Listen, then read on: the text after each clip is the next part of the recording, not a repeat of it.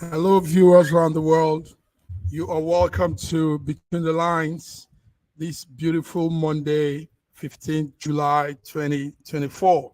My name is Mark Godwin Niwejua, and as usual, Between the Lines have our coordinators from different parts of the world giving their updates.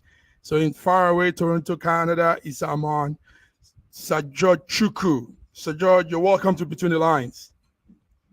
Hey, Mark Baldwin, how are you? And viewers from around the world, we want to welcome you to our In Between the Lines show today, where we pontificate Yeah. and give you current events that are happening around the world. Welcome. Welcome, Sir George. It's good to see you. I know you have a lot to tell us. Also joining us in faraway, a lot. And faraway Lagos, Nigeria is Ogbeni Olayinkaraji. You're welcome to Between the Lines. Yeah, good evening, Mark. Good evening, Sir George. Good evening, viewers Good from evening. around the globe. Welcome to our Monday program, Between the Lines. You are Between in the for a Lines. Awesome. very interesting. Yes. Raji, your Welcome, face is Raji. beaming. Raji's face is beaming with excitement. And I mean, is there something Raji wants to tell us? Some good news from your I, end. I, I just I just applied some endurance cream on my face. We need Endurance. endurance in this country. Endurance, does it have Okay. elasticity? Yeah.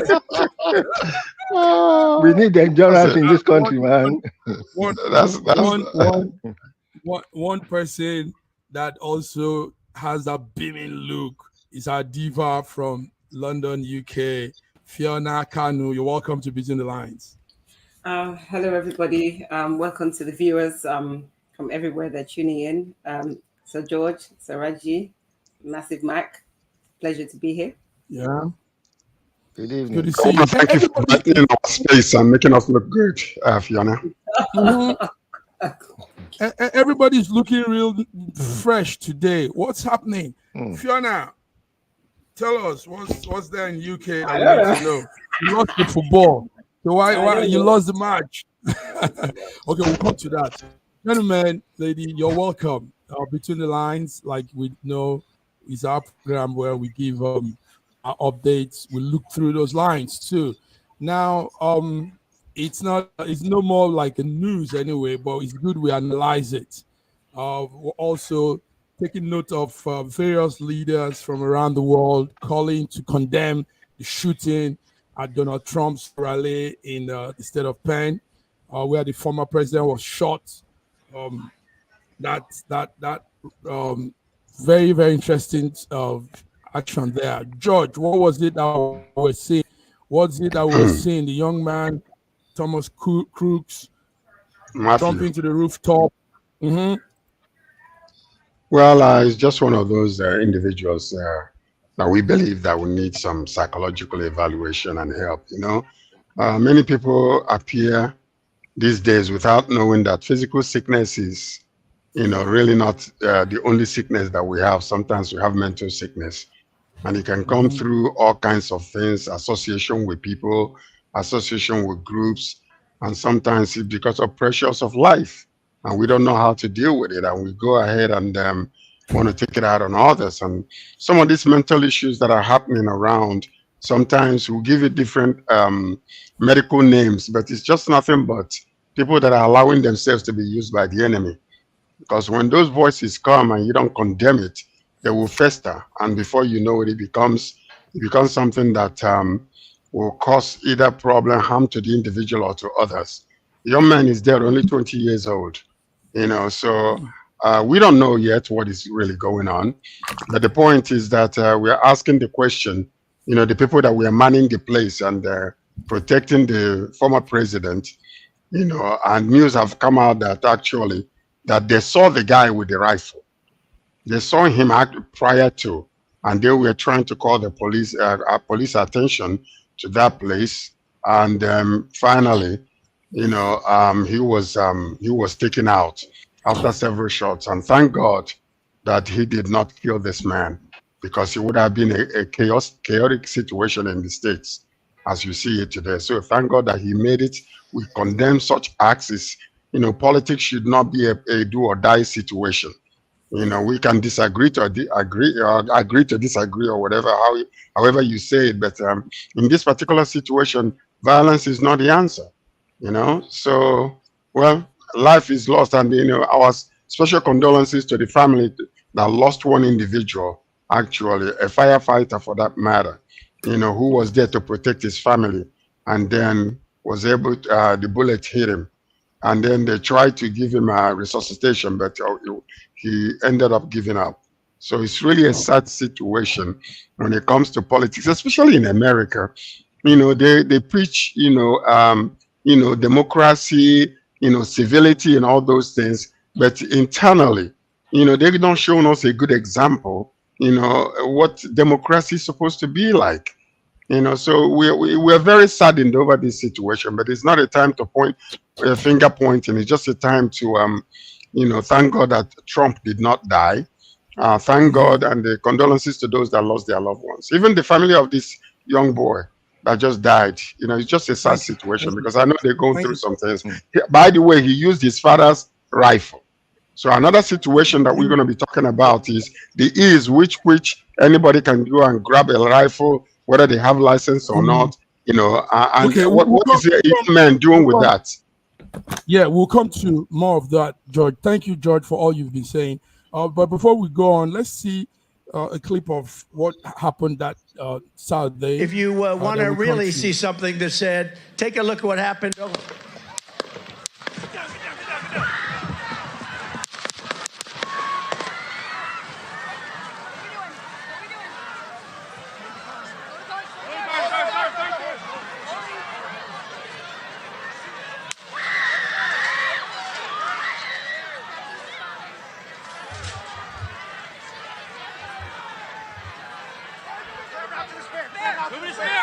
When you're ready, on you.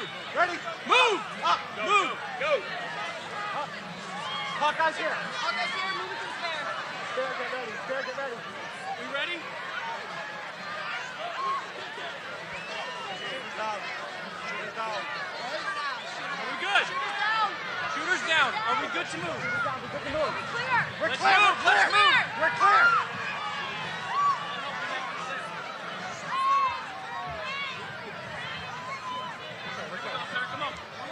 Let me get my shoes. I got you, sir. Let me get my shoes. Hold that in your head. It's bloody. So we got to go. Viewers, what you're seeing there is Watch out. what we're seeing here is the clip from what happened on Saturday. It's a very, very serious situation there. Now, like George said, the gun, the word they use is grazed through his ears, little shot through the ears, and but he went on to kill somebody, the Corey Compatore. That's the name of the guy. And we also heard of some other people that had some small injuries, about two of them. Yeah, Donald Trump was weeks away from the stage at that point, like we just saw. Let me come to Raji. Raji, this is it. This is what politics and campaigning and everything. This is what it looks like in 2024. Somebody might be at the rooftop trying to shoot you while you're doing your campaign. So, how do you see this from Nigeria? How is Africa seeing this? I mean, talking about. First of all, Sir George has said a lot. My condolences to the families of those who lost their lives. Thank God Trump was safe, and a thumbs up to his acting ability by the way he was raising up his fist and talking. That added some drama to the whole situation. But talking seriously, I had envisaged that there will be some desperation on the part of those who don't want Trump, and that the only thing that could stop Trump from winning the next elections, if he's contesting against Biden, will be an assassination. That scenario has been put to test a long time ago. That those who are looking at the analysis have seen that, look, Democrats should present a more formidable candidate than Biden. It is not.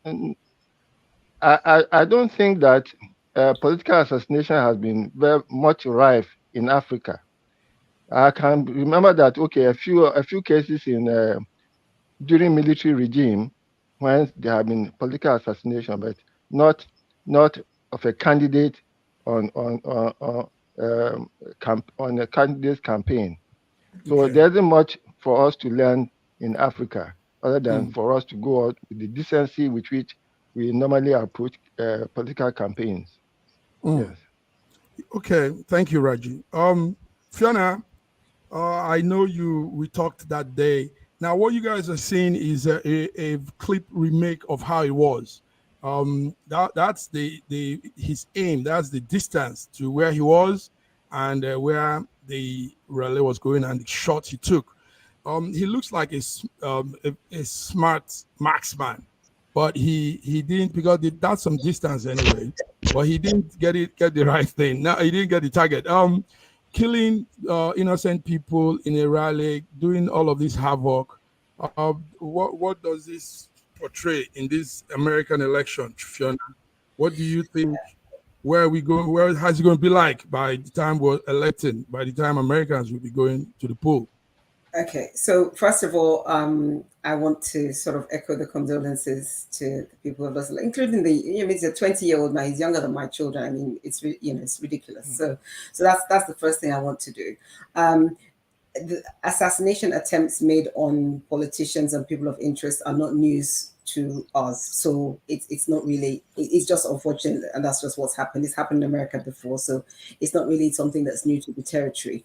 For me, what this highlights though is the gun lobby, the NRA, the Rifle Association, the idea that, you see, because the thing is that mass shooting in America is commonplace. So that it's somebody high profile is where the interest is. Shootings happen all the time in America. And I think that while the gun lobby is so strong, the NRA is so strong, the freedom and the right to bear arms is so strong. He joined a rifle club at 18 or something like that. So while having guns is like, I don't know, just going to the supermarket and picking up something, then these problems are going to persist. I mean, we can talk about Donald Trump until the cows come home or whatever, and talk about the problems with Biden, etc., etc. But aside from all those things, the core thing is that the access to guns in America is really at a point where lives are being lost every day because of the ease with which you can obtain arms. So for me, the bigger discussion is that the ease of obtaining these arms is the bigger picture. That's the bigger question. Why should a 20-year-old guy who isn't really working, I mean, he's working, but he's not, why should he have a gun? So that right to bear arms that is enshrined in the Constitution is one of the underlying problems of all this that we've just talked about. So for me, that's the crux of the discussion. Not that there was of course, it's not a great thing that there was an attempt made on anybody's life, but this is common for them in America. This happens all the time. They go into schools, shoot up the whole school, kill kids, whatever. So this is not news to them. So what the real issue is, why are guns so easily accessible, and what is going to be done about that? While the guns are still accessible, tomorrow it's going to be a school, tomorrow it's going to be a college. So to me, that's the conversation. So Yeah. So while you were talking, our Qatar coordinator just came in, and that's Omotola Simi. Can you hear us? Can you? Yes, I can hear you. Okay, good. Good evening. Good evening, everyone. That's Simi from Qatar. Simi, how are you today? I'm great. I'm good. It's good to see you. Yes. Simi, we know Qatar was observing also. It's a worldwide thing. It's a global thing, an event that happened during the weekend. How did Qatar copy all of this? How are you guys seeing this? Is the world coming to an end? Well, it's really a bad experience, but everyone is just trying to stay safe. Like for we Nigerians here, we for the past 2 months now, we've really been under, should I call it under surveillance or something. So we just really trying to be careful, and once you're coming right from the airport, there is these has really heightened. So we're just trying to be careful now, and everyone just staying safe, basically. So added with what happened in the United States, the security alert is heightened. Is that correct? Yeah. So the security measure has increased, and fish out a scapegoat, but we're just trying to be careful, basically. That's it. Thank you. So you're welcome. Okay, gentlemen, thank you very much. George, is there anything you want to tell us again? You are close to this whole thing. Yes, yes. The thing is, I mean, we can discuss this all we want to. The bottom line to it is, there are underlying factors that fuel this type of thing. Okay. Politics is a way, where individuals come to contest and let the best man win. But when there is, division, contention, strife, and all those type of things that are happening, where you have a divided nation, and all of a sudden it becomes so contentious to the point of somebody picking a gun and wanting to kill someone else. In Nigeria, most of the people that are actually assassinated are, regular people during politics. It happened in my presence where, a few people died. So, but, what Fiona was talking about is the fundamental issue that really need to be discussed. And there is the ease which people, that these people can go. He picked up his father's gun and go and do whatever he did. And possibly, let me tell you something else that a lot of people have not even talked about.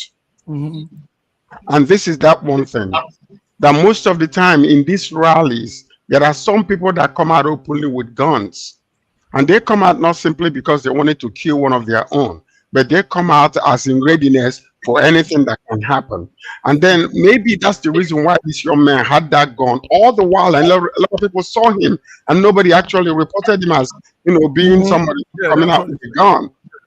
So you see that happen a lot of times. The ease with which they can just go and pick up a gun. And then another thing is the Republicans or these NRA people, they have refused to hear anything. Maybe this might be a little closer to home for them to reconsider their stance and change the narratives concerning gun ownership. Because what is a regular person doing with a rifle that you're supposed to use in the war front, where you're going to kill thousands of people in 1 minute? What is it? If you want to own a pistol, that's okay, I can understand. But where you going to have a gun where you can just, clear some people? These are ammunitions that are being used in war fronts, and they insist on owning. For what purpose? I don't know. Weapons. Assault rifle. Yes, why? Why? For what is it for? You want to protect yourself, have a pistol.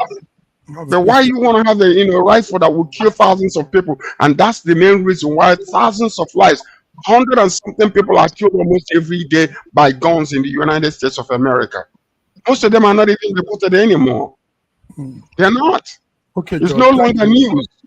Thank you for all these updates. So, viewers, you are tuned to Between the Lines, and we're discussing that sad occurrence on Saturday, where Thomas Crooks, 20-year-old man, attempted to assassinate Donald Trump, the presidential candidate for the Republican. Gentlemen, it's a sad one, really, but thank God it went the way it went. But let's come back home.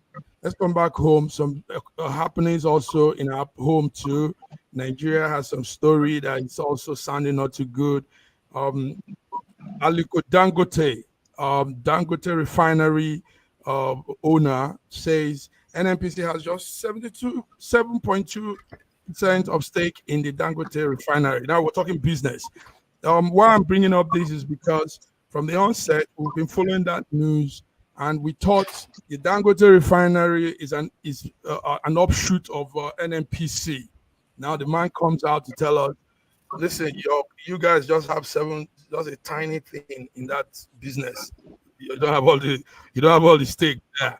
So it's taking everybody aback. Everybody's surprised. Well, what happened to all the talk and da. So I don't know, gentlemen, and if one of you is following. Well, sorry, I'm go just going ahead. to just quickly say. So, Mhm. so George, you want to go ahead or should I? No, you go ahead. Go ahead, So Fiona. I'm just going to say, first of all, that's all some kind of game and shenanigan going on behind the scenes. So that's the first thing. So I'm not even like moved or impressed by any of that.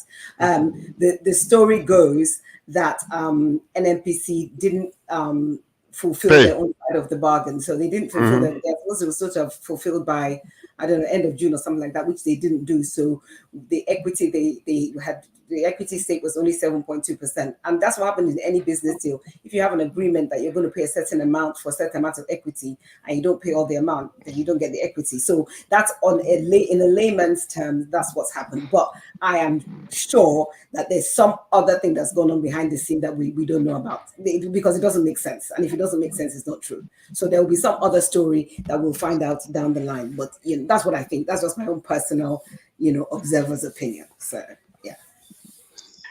Good Anyway, observation. Yes, good George. observation. Very good. What you're seeing is there are so many things that are happening. We are now here to, to bring,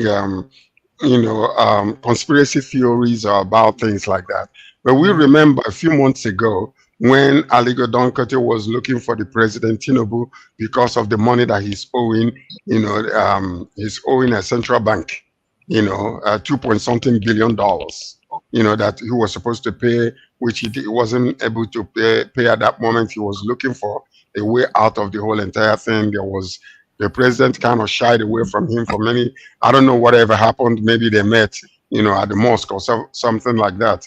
But that is number one. Number two is NNPC, who actually was supposed to have 20% of this Aligo Donketo refinery, now unable to pay because a new government came in.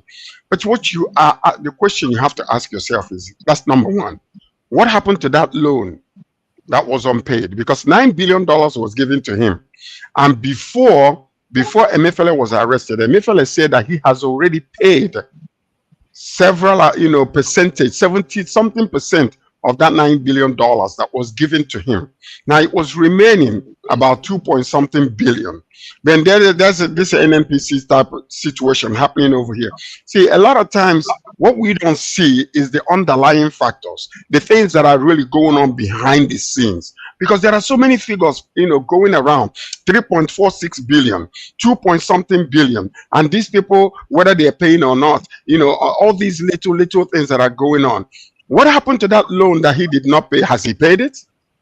Are we still following up with it? Yes. Because these are the things the questions we need to be asking. Many times news comes, we jump all over the place, we say it, and then it dies down and nobody says anything about it anymore. 2 weeks. Is the loan paid back? Is the loan paid back? No. If not, when is it going to be paid back? It's not paid back. Okay. How much was it that NNPC was supposed to pay him? And how much is remaining that they have not paid? These are facts that we need to have on the table in order to make a quality decision where we stand.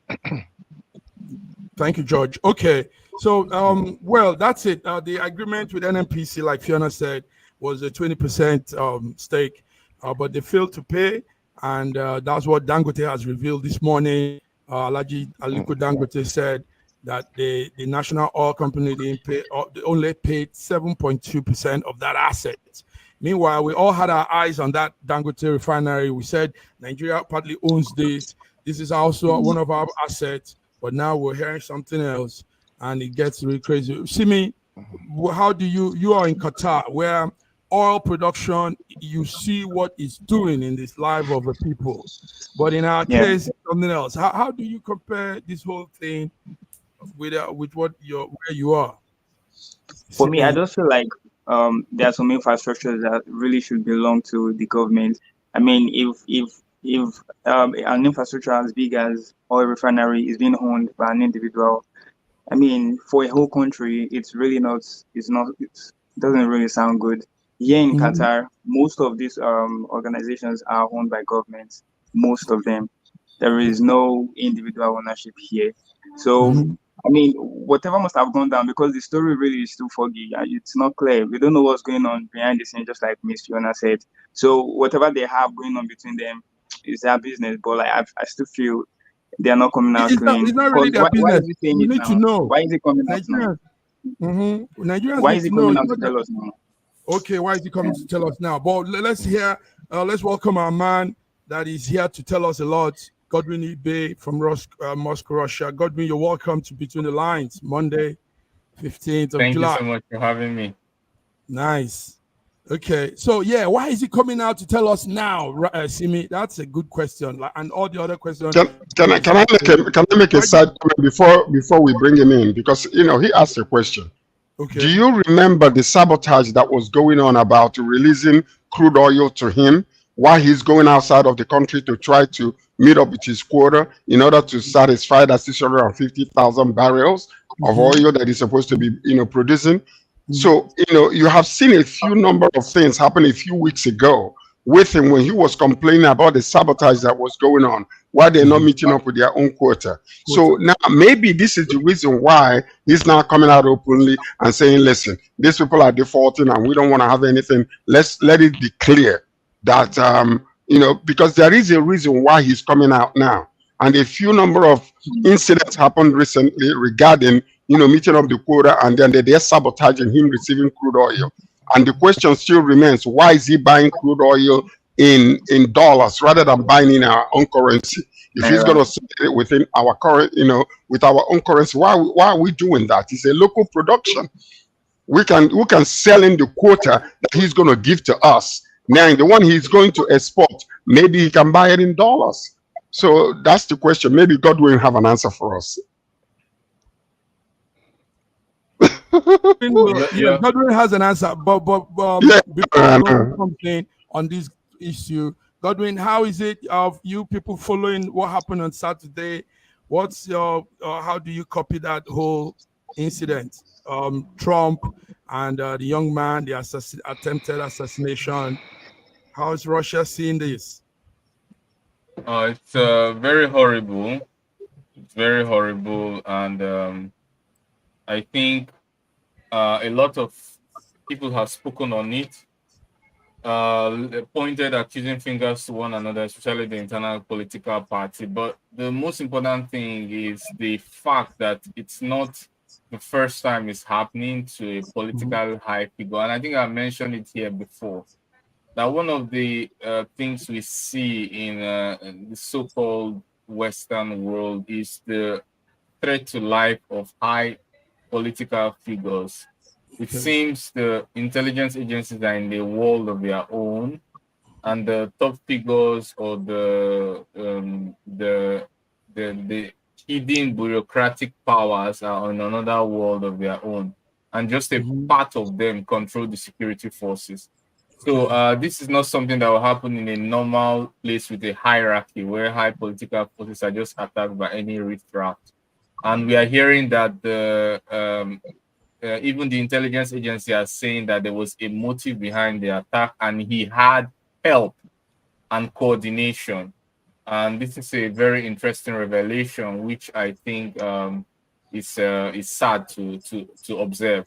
But it's important that at least no one is saying, pointing to the usual external culprit and pointing to Russia, for example, or China, for example, in this, as they usually do when they don't have any real evidence. They actually say that China, there's a group of people that are saying that China was involved in this. Russia was never mentioned, but they mentioned different Antifa, they mentioned Russia, they mentioned different groups of people, but all these things, none of them has landed. The investigation is still on. The American news locally are saying everybody needs to calm down, let them find out the truth, because they have looked into him and they're saying right now locally that they haven't seen any type of coordination with any other. So most of the things you're hearing in the news now is just people pontificating and saying whatever they want to say.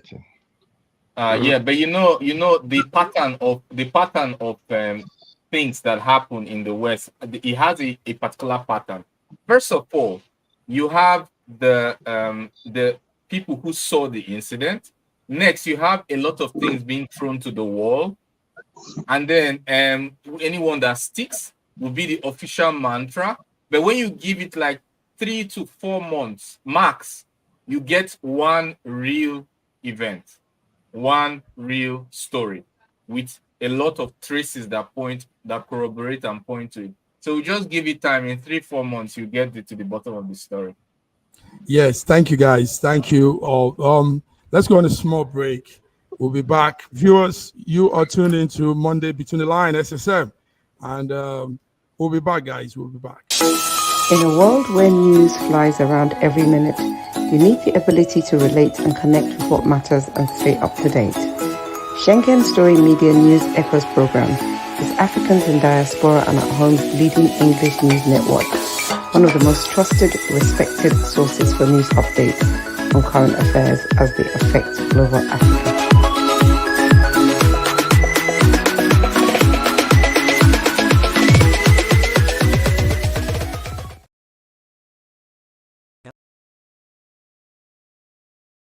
Elevate your new week. Fuel your success.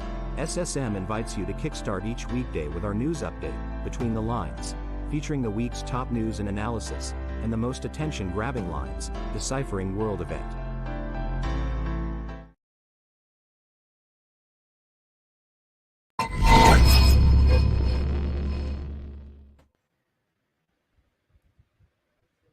Between the Lines, Monday, 15th July 2024. And viewers, you are still with us. Hopefully, I have all my coordinators. Yes, everybody's here. So, guys, yes, we were talking about that Dangote issue. Raji, I wanted okay. Yes, I wanted Raji to give us his take. Raji, you're on stool there. You probably also followed. I saw what you wrote in one of the group chats. So what's happening? Why? Simis asks, why is he coming out now to tell us this? Why? George has all the whys too. Raji, can you help with some of the why or the questions? Well, my point is this: the refinery itself got a lot of concessions from the government, and I would have thought that all those concessions, no tax on imports, nothing, even got the exchange rate at a preferred exchange rate. I think that all those things should count as investment from the country. And he's coming out to say that it's only 7.2% that NNPC paid for. Is actually trying to be smarter by a dozen. However, the whole process seems rather foggy, and there are too many things that we can't even find answers to. And I think that the way we are running this country, it takes a lot from any Nigerian who has intellect, because it is befuddling the things that go on in this country. Befuddling. Entirely. Unluckily for me, I was given some gumption I can reason, and that is becoming a burden. It's becoming a burden for you to reason out things. Godwin, yes, Godwin, let's hear what you were going to say something. Yes, I wanted to say let's not chase shadows and forget the substance. It's not so important knowing all the. I mean, it's good. It's good to know. It's good to know all the details of these private deals and sometimes governmental private partnership, and this is good. It's nice to have, but the strategic advantage should not be placed on the back seat. What is the strategic advantage? That is increasing our capacity, our refining capacity, which Dangote does. I think 350,000 barrels per day, which is equivalent to all 650. 650. 650. Sorry, 650, not 650. which is equivalent to all the current running refineries combined, more than them. So increasing our refining capacity is a strategic achievement. How that happens, as long as it doesn't put us in a very significant disadvantage, which it doesn't appear to be doing, it's something we should all welcome. Secondly, anything that introduces competition is very good. Having more than one source of refining capacity, one controlled by the government and another one by the private sector, is also very, very good. Number three, opening the gateway for private companies to have refining market share will open the door to more investors in the private sector and both indigenous and foreign direct investment. So the strategic goal of increasing our refining capacity is of paramount importance to our curiosity of knowing what is in that deal. Any way we can support Dangote to increase that refining capacity or our total refining capacity, we must do it and we should support it. Now, and we should support it. Yes, That's and it. then even if it's not true that NNPC has 7.5 stake, NNPC may have more, but they may close their eyes and not release a public statement because it may be in their interest for the public to believe that they own 7.5%. But let us play the fool. What we really want is increase in supply of refined product, and it would be nice to have if they're indigenous and domestically produced, because it will increase not just supply of oil products, it will reduce unemployment, it will control inflation, it will go all along the supply chain to keeping to preventing the extreme poverty which we see in Nigeria. You have broken it down more. Yes, Godwin, thank you. But what we would the core issue here is that they need to be transparent. I mean, if deals like this going on It's national level, nice to have. yes, I mean, let's understand that thing. Raji, do you have anything to say? Because I want us to move on, guys. So much more to talk about. We can't hear you, Raji. Raji, we can't hear you. Go ahead, Raji. Go ahead, Raji. Okay, I wanted to point out that there have been more than 10 refinery licenses given out to private people. Okay. None of them had been fulfilled. Okay. Dangote was given so much encouragement and an ample lot of waivers for him to be able to fulfill his own refinery. I don't think that the same waivers were given to the other refinery licensees, so they were not able to fulfill their own portions. So Dangote has been given undue advantage, and it shouldn't be taken undue advantage of the country. Undue advantage and taking undue advantage of the country. Okay, guys, let's do something before we go on with the other news. There was that story last Friday. Remember, what we do here again is to bring back recap of some of those things that have happened before. There was a story on Friday. Children were in the classroom writing exams in the Jos Plateau, Middle Belt, Nigeria, and the building came crushing on them. So this morning there was some kind of tribute and a small, what you call probably bereaved event for them. And I want us as SSM, gentlemen and ladies from the diaspora, Nigerians, concerned Nigerians, I want us to add our voice to that thing. So let me start with you, Raji. What do you want to say to these children, poor little kids, trying to live their life? My heart goes out to the parents who lost so many children with bright future, who just perished. My condolences to them, and also to the staff. This also comes as a challenge to government. if government schools have been very, very good, I don't think that we will have so many private schools in all manner of buildings across the country. Thank you, Reggie. It is Okay, Simi, let's say something. Simi, did you heard that news on Friday? Yeah, Okay, what yeah, do I you want to did. say? Well, condolences to the family and to the bereaved. But for me, I I just think this is a call to the the school owners to pay attention to their building, the structure, maintenance of the buildings and all. They should pay more cognizance to these things because like negligence also is a part of Yeah. what's going on in Nigeria. So well, regardless, shit happens, things happen like that. So my condolences to the family and everyone. Okay. Thank you, Reggie. Thank you. Thank you, Simi. By, George. by the way, Yes. sometimes we deal with symptoms of a problem rather than the root cause of a problem. Who put that building together? How long was that building? Was there any money given for the construction of that classroom? Is it because it was dilapidated, that's why it fell like that?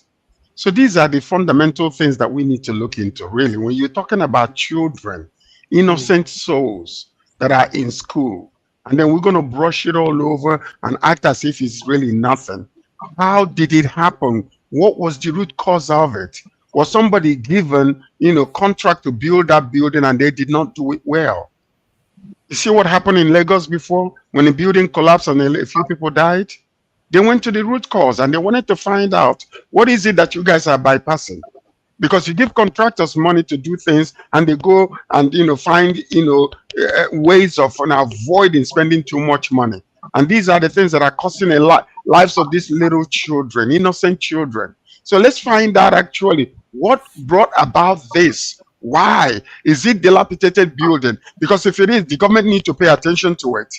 Because if that is the case, we don't need to be spending, $92 billion to go to Hajj when children are dying in our local schools when their buildings are not there. And if the money is given, let's make sure that there is accountability to ensure that this building meet the standard.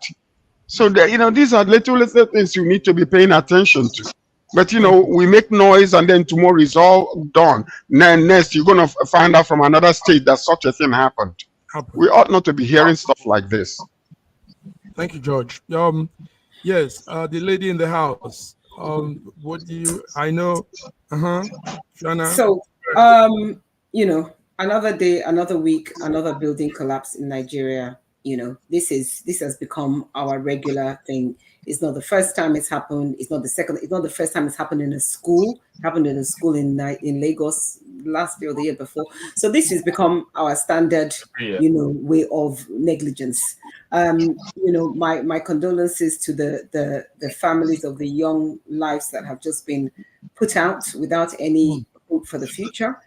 And I think Sir George said, and this is what we talked about previously, that there has to be some kind of chain of responsibility. Who is giving the planning permission? Who gave the planning permission? What bribes were taken? All these things need to be unearthed for us to be really able to see the proper, clear picture of all these things. There's no point in all of us crying and belly aching now and saying, oh, the building collapsed and everything. Okay, so now the building has collapsed. Let's do the proper investigative work and find out from start to finish, had anybody been there? Had anybody complained? All these things. But because we don't keep records, we don't keep catalogs properly, people bribe, we never get to see a proper picture. I will be surprised if they even have a proper full account of all the kids that were present on the day, because we don't keep proper records. Our problems are systemic and endemic, and it sounds like we should find out, but these are the crux of some of these things. If when issues were happening with buildings in the past, all this was being done, some of these things wouldn't be happening. So we need to get to the brass tacks of this thing and unearth the problems at the core, not the resulting event. Thank you, Fiona. Godwin, finally on this, what are your words for this sad situation? Yeah, my condolences to the family, the victims, their family and friends. I want to talk along the line of what they have said. But no matter how we cry about this thing now, yeah, it wouldn't bring a solution unless we really have a smart plan on how to prevent the next one from happening. The reason why I'm saying this is in 2021, at least 45 people died from a building construction. In 2022, I think 10 to 20 people died. In 2023, it was 37. In 2024, now it's 22. You can see it's a pattern, right? But for a country as big as Nigeria, you can be certain that it's just only that one that is reported. There might be many that are occurring that are not being reported because a lot of children didn't die and it didn't happen in a school. So what is the way out? First of all, in all of these cases I mentioned, there was no public fanfare about any court cases that were held to hold the construction company or the owner responsible to bring them to the books. That's number one.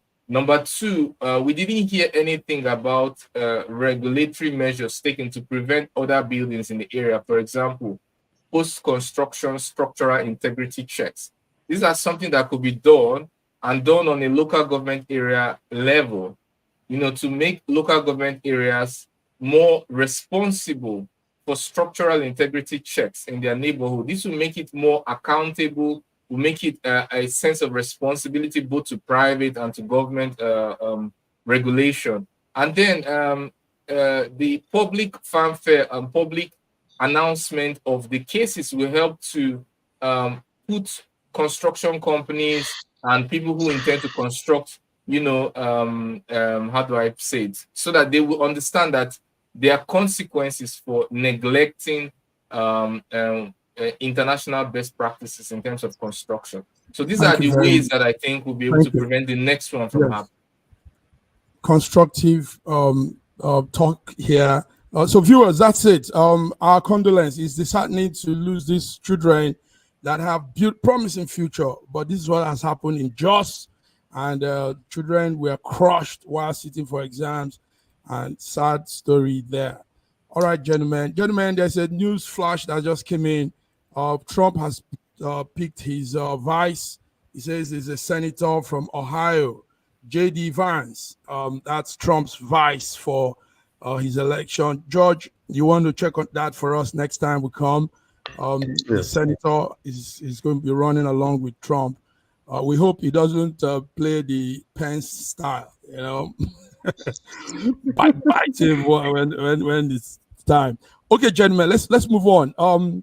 Also, more news, and we also have the football news for those of you that are sport lovers. You will also what happened yesterday. It was really interesting. Anyway, Spain beat England again to claim the 4th European title position. Spain has shown that they are the football country of the world. Spain, who watched that match? I know Fiona don't want to say anything because she's angry. Her people didn't come. Sorry, point of correction. A and 1, I'm not angry. B and 2, I didn't watch it. C and 3, I don't really care. So you're completely wrong on all counts. So. Okay. Anyway, who wants to say something? Simi, did you follow the ball? Now that Fiona has said she doesn't care, I can now talk. I'm an anarchist. All those kind of things. So anyway, that was what happened. Simi, are you a football lover? Did you follow the match?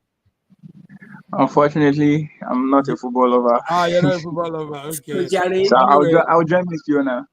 You join with Fiona. Okay. That was what happened there, and also in the other end, South America, Argentina beat Colombia to also win the 16th Copa America Cup, and this was happening simultaneously while the European Cup was going on.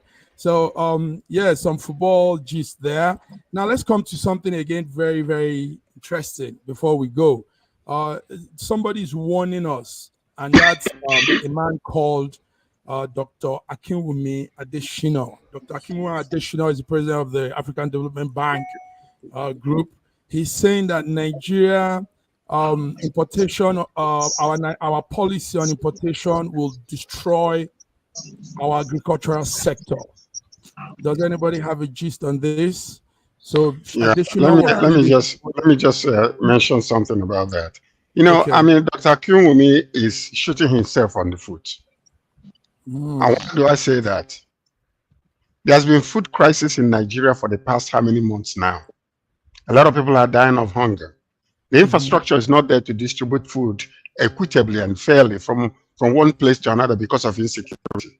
Now, for him to come out because only 150 days license was given to bring food in order to stabilize what is going on in the country, he should not be condemning this, because under his leadership, we haven't seen any increase in a lot of areas. Yeah, maybe there are people that are doing, agriculture, or maybe mechanized agriculture, or whatever the case might be. Whatever we have in the country right now, people are suffering because of food prices. So for the government to come out and say, okay, let's give 150 days of license in order to, quell down, maybe to bring a little bit the prices of high cost of food lower, and he's condemning it, and he is the Ministry of Agriculture and an African development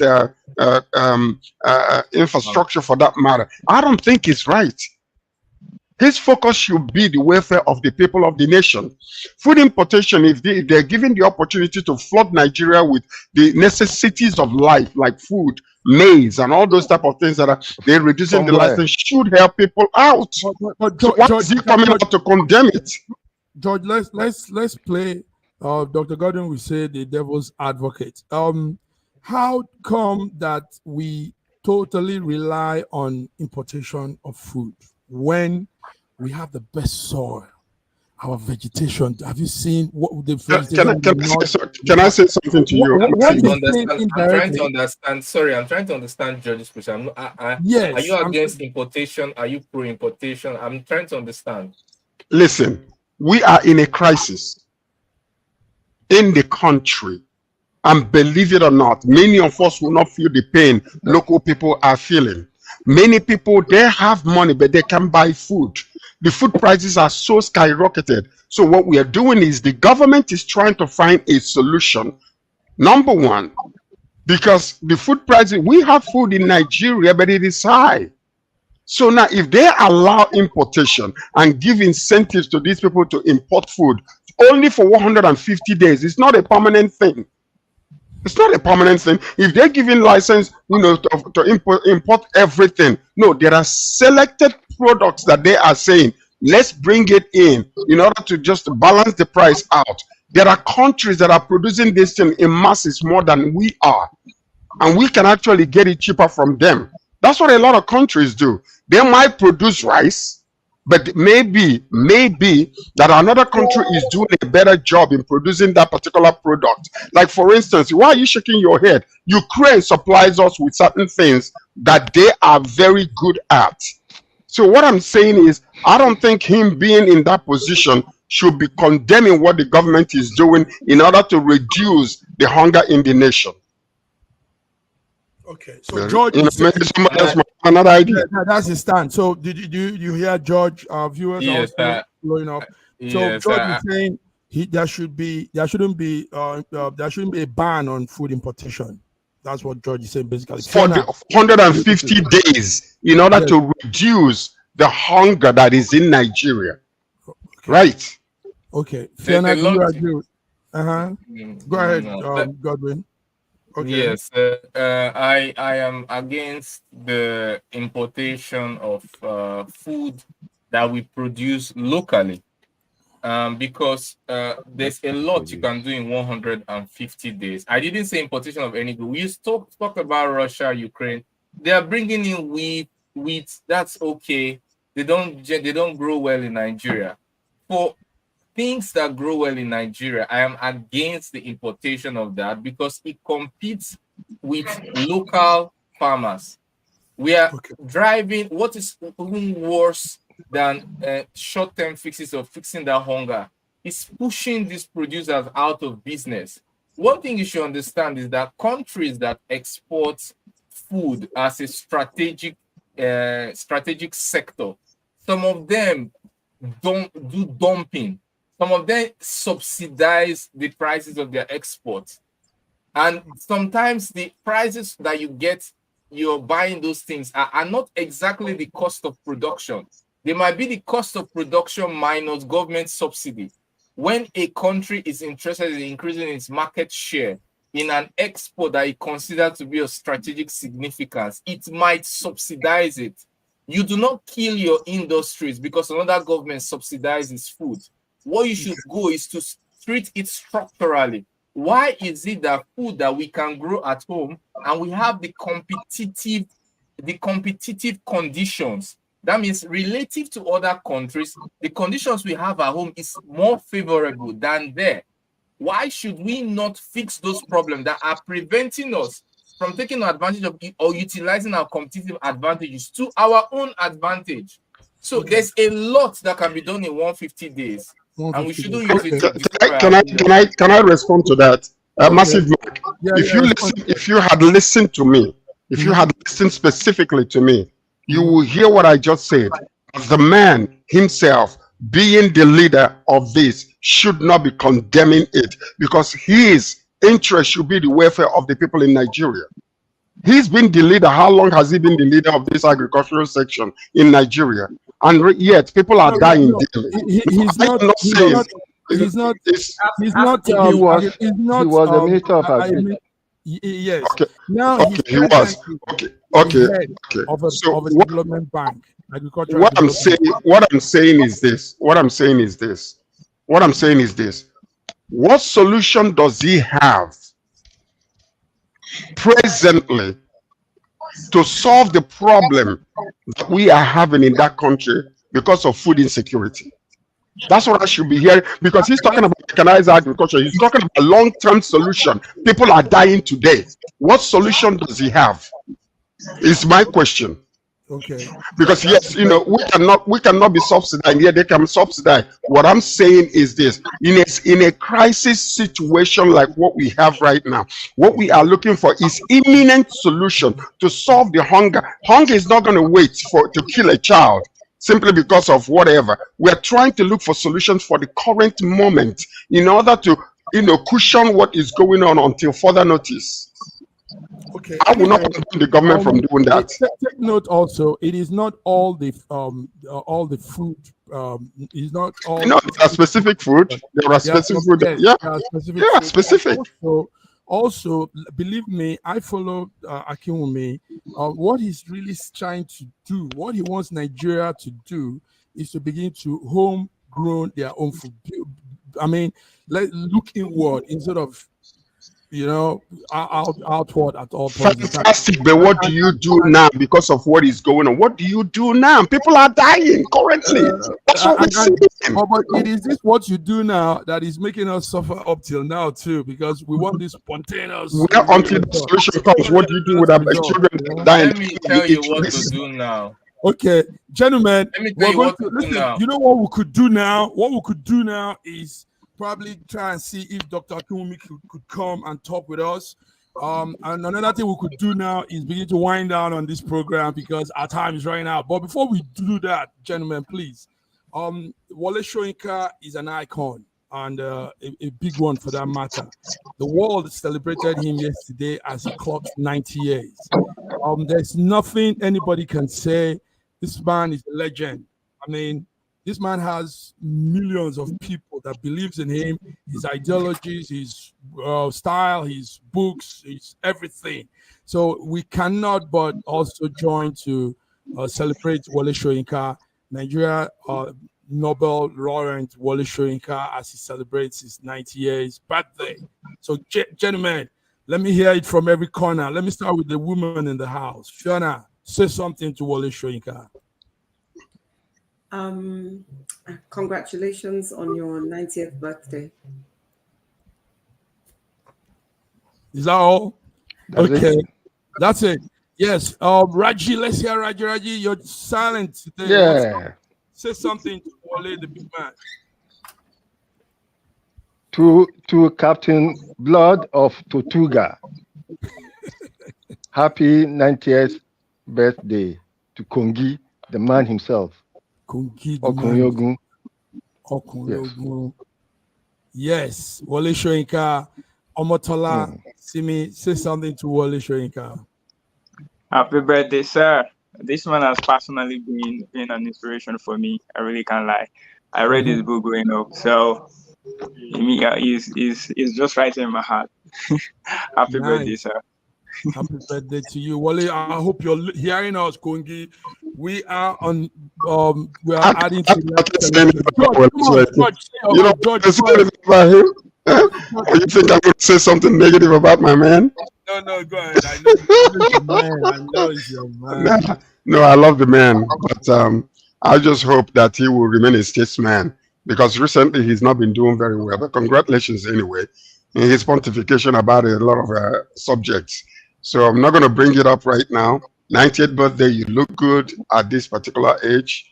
I think I will look younger than you when I get to your age, but I am proud of you, sir, for what you have done for us internationally. But sir, please watch your tongue. You are a nice elderly statesman, and things you say means a lot to a lot of people. So you can remain neutral as an elderly statesman. Don't go into politics or any of those pontifications. It doesn't help you at image at all locally. Thank you. Thank you, George. Yeah, go ahead, Godwin. I wish him a happy birthday and many more years of fruitfulness and joy. Yeah, he has been an inspiration, moving Nigeria, placing Nigeria map up and flag all around the world through his creative art and writings and literary skills. And I hope that more people, that are motivated by him continue from where he stopped. Thank you all, guys. So viewers, that's it. Professor Wale Soyinka, prolific playwright, poet, has done lots of wonderful things. His influence and legacy continues to inspire students and millions of people around the world. And we are adding to the voice on his 90th birthday. Thank you, guys. So on this note, listen, there's so much. The news is blowing up this time. So, guys, I want to see you on Wednesday. Let's come talk more on what's happening. This NNPC thing is an issue that must be looked into. Trump now picking his vice and many more. And Akinwumi's decision, advice to federal government to reduce importation. George, I really think it's a good advice, but you say otherwise. So until we come again, you and any other person give me the current solution to solve the problem right now. Then I could be able. But anyway, listen, I just want to thank viewers from around the world for watching us today. Let's see you on Wednesday, live and direct. Thank you. Nice. Yes, Fiona, say something to the viewers. It's been a pleasure to be here. Hope you have a good week. Thank you so much for joining us. Thank you. Yes, Omotola. Tell us. Thank you so much for joining us, and see you on Wednesday again. It's been a pleasure. I'm proud of you, Motala. Yes, in Igbo land, they say when a child washes their hand, he will eat with elders. I am so happy to have you here, my brother. Thank you so much. Thank you. Yes. So from Russia to Godwin, tell the viewers your mood changed because they are flagging down your content. Listen, let me say this to you in front of a crowd. That's nothing. It means that you have real tangible content and you understand how the Zionists, like people say, it's how they work. They don't want that. They say free speech, but it's not really free. But here in SSM, it's free speech. So hang on, be happy. By the way, Dr. Godwin, where are you borrowing those white hairs from? Because you're not even that old yet, my brother. Where you getting it from? It's divine. But I want to say something. Say something, man. I'm grateful to the all the viewers who have taken out time to search my content and to view my content. I was in so much awe and joy discovering that in the past 30 days, at least over 23 million people had searched for me and viewed my content in one way or the other. Nice. I'm grateful for that. I'll be back in other platforms, and definitely nothing can stop my opinion. Thank you so much. There you go. But he's so good. All right, guys. I don't understand. Wednesday, George. See you guys. Thank you all. Bye-bye.